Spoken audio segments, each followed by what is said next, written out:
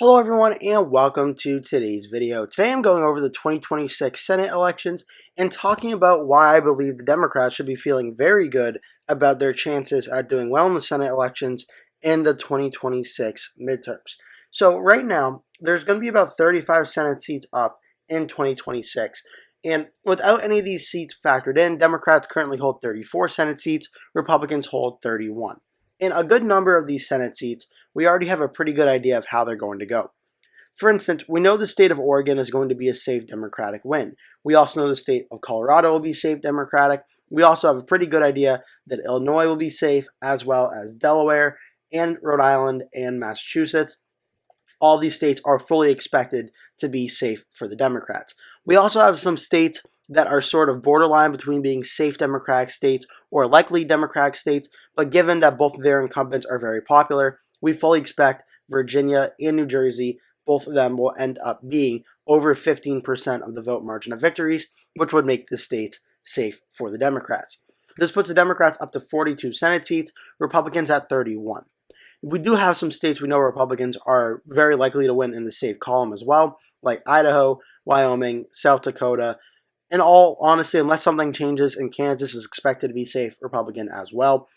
Oklahoma, Arkansas, Louisiana, Mississippi, Alabama, Tennessee, Kentucky, West Virginia, and South Carolina.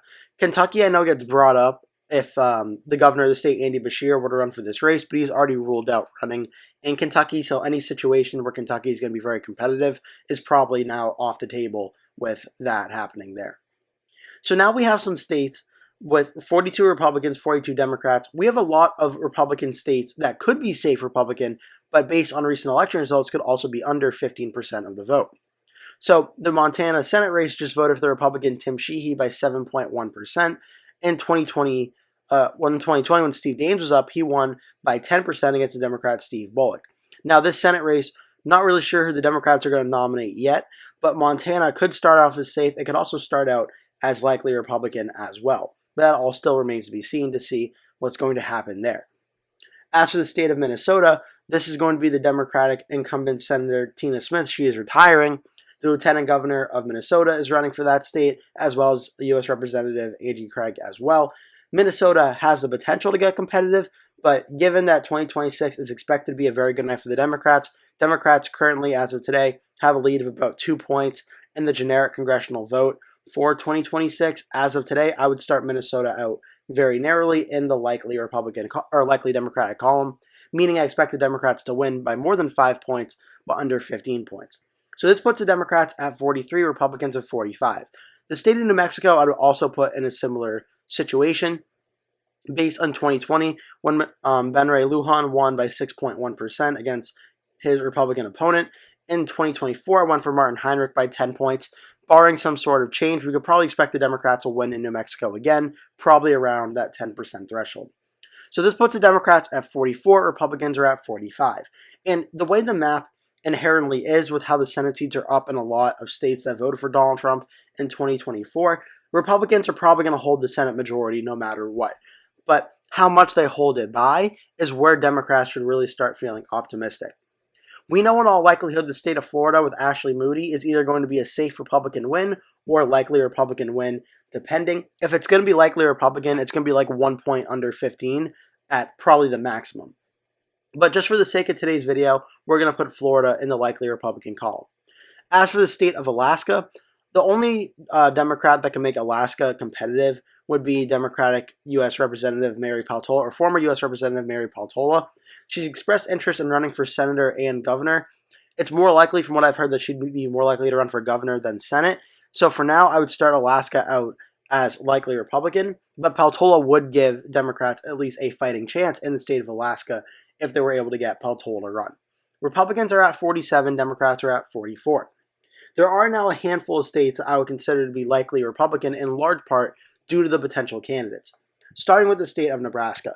This is all about what the independent candidate Dan Osborne decides to do. Dan Osborne has formed an exploratory committee. He's also interested in running for governor and House in the state of Nebraska. It's right now a solid Republican state, but if it were to be Pete Ricketts versus Dan Osborne, a Democratic Change Research poll from back in the beginning of April showed it to being a 1-point race. I don't think it would actually end up being that close come election day, but I think Nebraska at very least would be under 15 points if Osborne were to run against Ricketts again, which would make the race competitive. This puts the Republicans up at 48. The state of Iowa, I also think, would start out as likely Republican, but it's not as much as a sure bet as you may think. This is Republican incumbent Joni Ernst. She's likely going to be facing off against on the Democratic side of one of Nathan Sage, J.D. Schulten, Joshua Turek, or Zach Walz. Not familiar with too much of them, but again, solid Republican rankings across the board here. But her last election in 2020 actually wasn't as big as you might think. She only won by 6.5%. Now in 2026, it's all contingent on what the national environment is looking like. If the Democrats are doing well in the generic ballot and there's a real sentiment for anti-Republican change and Democratic leaders winning over the Republicans, it's possible Iowa will again be under 15% of the vote, and Iowa could potentially be very sneakily competitive. The state of Texas is another state which I would put as likely Republican right now, but the early polling does show something that could be a potential problem. Where if it's John Cornyn, the incumbent U.S. Senator, he'll probably win re-election by over 10 points without much of a problem. Ken Paxton, the Attorney General, though, right now, is leading in the Republican primary polls and by a pretty substantial margin, depending on which poll you're looking at. The Democrats do have two former nominees in Colin Allred and Beto O'Rourke that have both expressed interest in running, and so far, the only hypothetical poll showed Allred defeating Ken Paxton in a Republican-aligned poll from the middle of April. Again, this could very well be an outlier, but two of the prediction sources have this race as solid. Sabato Cristobal has it as likely, and Risa Whitehouse has it as lean. At very least, that tells me if it is Ken Paxton, this could potentially become a very close race in the state of Texas. I don't know if it will, but it has the potential to maybe be that way. But even still, these are all likely Republican Senate seats. The ones that are really competitive start with Maine, New Hampshire, Michigan, Ohio, North Carolina, and Georgia. And you may be thinking, okay, well, why is Ohio included on this race? We just saw in 2024, Donald Trump win the state by 11 points over Kamala Harris at the presidential level. Well, we also just saw a Senate race where Bernie Moreno was able to defeat the Democrat Sherrod Brown by 3.6%. So that's about an 8-point improvement for Brown compared to what Kamala Harris was able to do in the presidential race. Brown only lost by 3.6. And the good news for the Democrats is right now, Sherrod Brown is still considering running for the Senate seat in 2026 against the Republican John Husted. And if it's Husted versus Brown, I'm honestly not sure if Brown would win. My first prediction would be that Brown would probably not win, but the early polling data shows, at very least, it would be a competitive state.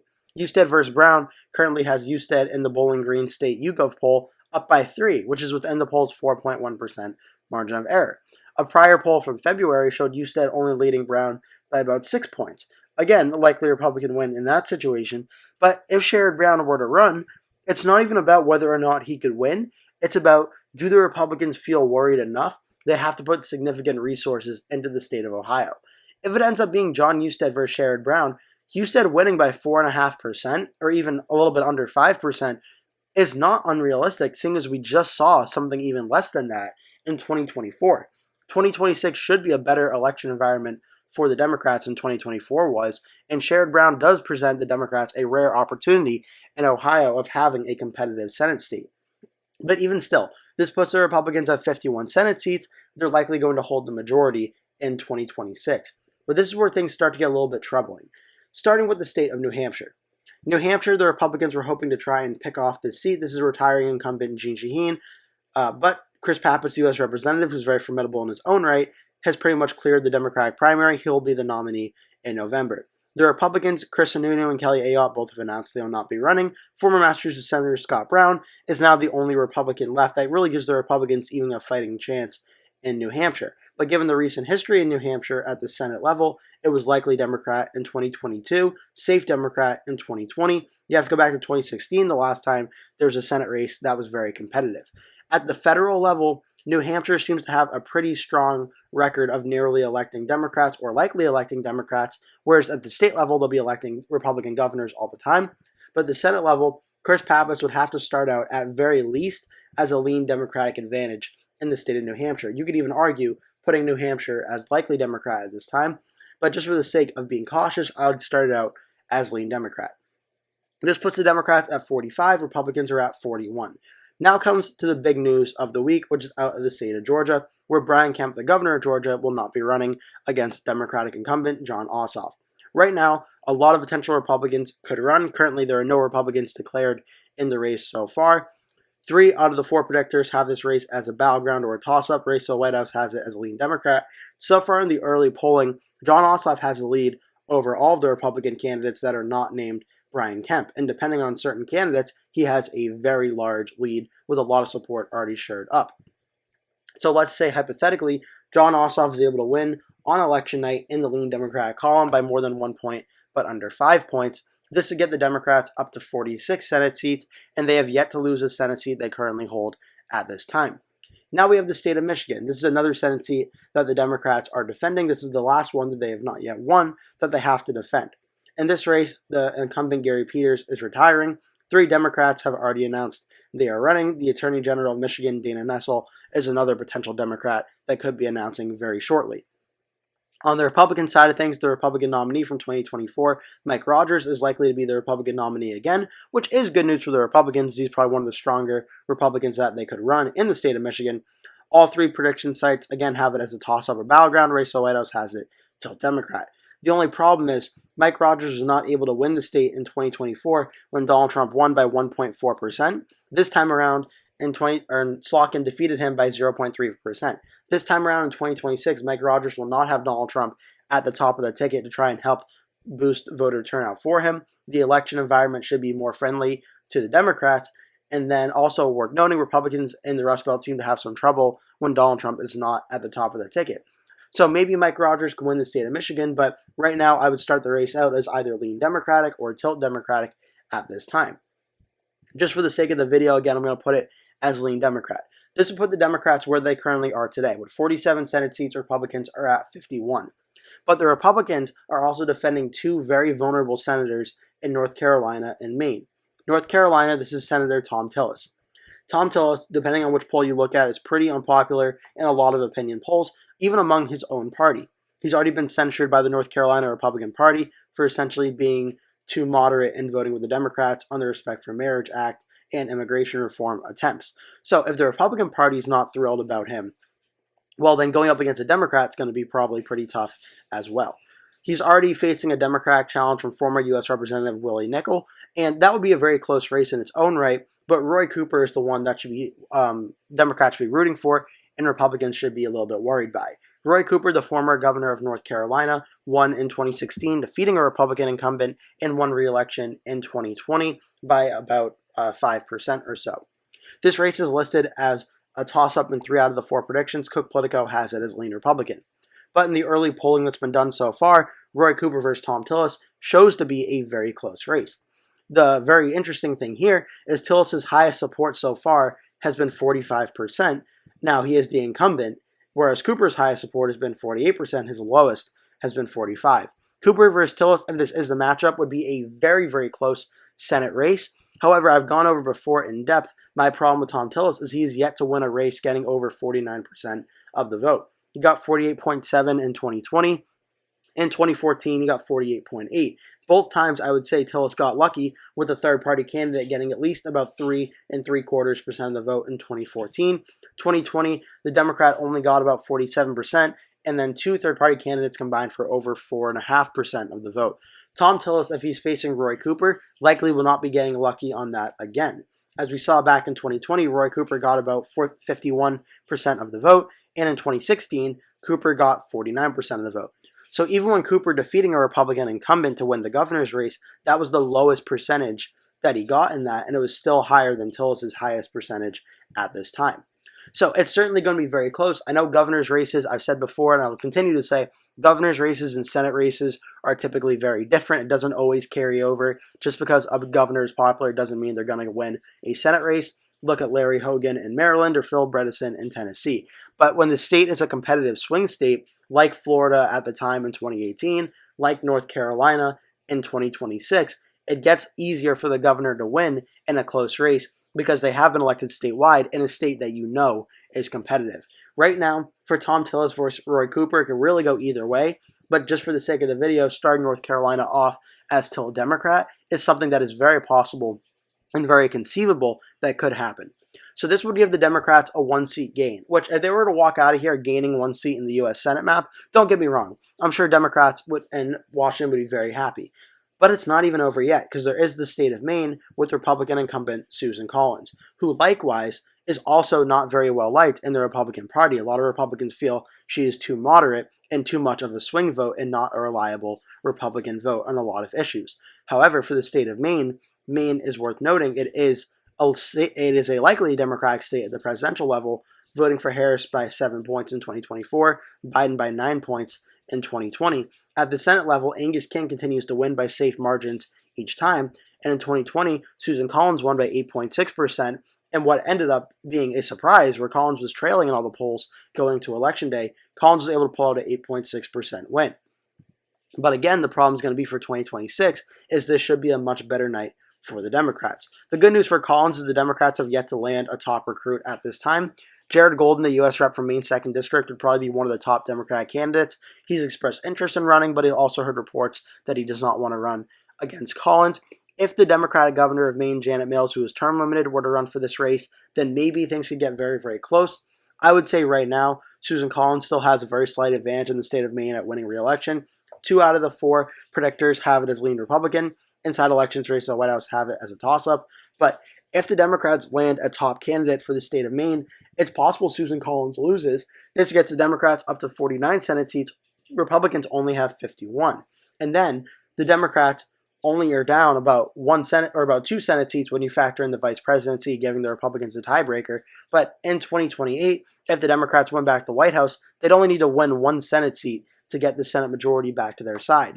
And believe it or not, it's actually not that hard when you look at this map. In 2022, the Senate map, which will be up in 2028, there are going to be very close Republicans up in Wisconsin with the Republican Senator Ron Johnson, who only won by 1 point back in 2022, and Ted Budd in North Carolina in 2022 as well. If one of those seats flips and the Democrats win the presidency in 2028, the Democrats would have the majority.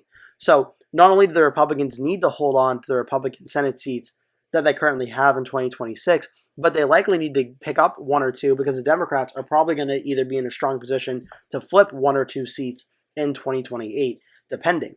But after Election Day 2026, if you tell me the Democrats won 49 Senate seats and Republicans only had 51, I wouldn't really be that shocked because Michigan, Georgia, both went for Joe Biden in 2020. Maine went for Joe Biden in 2020, as did New Hampshire. And North Carolina was only about a 1.5% win for Trump in 2020.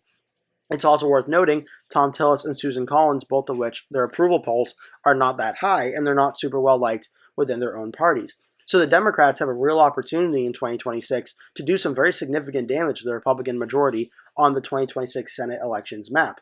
And Georgia, with John Ossoff not having to face Brian Kemp, gives the Democrats a bit of a boost because now his chances of winning have increased and likely gives Democrats an opportunity to put more resources into North Carolina and into Maine. And even let's play devil's advocate here. Even if Maine still went to Susan Collins and she was able to hold on to the race, well, that puts the Republicans at 52, Democrats are at 48.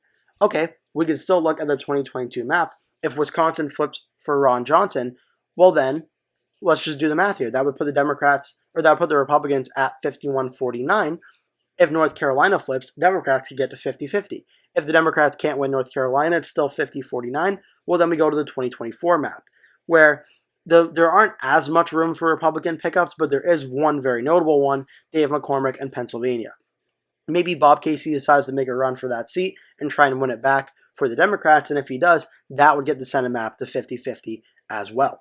So the Democrats, if they have a very good 2026 elections, they don't need to win the Senate majority, and in all likelihood, they're not going to win the Senate majority in 2026. But if they can get at least 48 Senate seats, and if they're really lucky, and they can get 49, this gives the Democrats a very strong position for 2028 and maybe even 2030 to try and flip the U.S. Senate control back to the Democratic side, which on paper, looking at the map, looked like the Republicans could be holding the Senate for a very long time. By 2028, may end up flipping back to the Democrats if the Democrats play their cards right in 2026, which so far, in Georgia, it's looking like they're playing their cards right. North Carolina, there's still the potential for the Democrats to play their cards right. Michigan, we'll have to wait and see, and Maine, we have to wait and see as well. Hope you enjoyed this video. If you did, make sure to give it a like, make sure to click subscribe, leave a comment below with some of your thoughts about this video. Also, make sure to stay tuned as I post at least 2 new videos every single day. Again, thank you so much for watching. I hope to see you in the next video.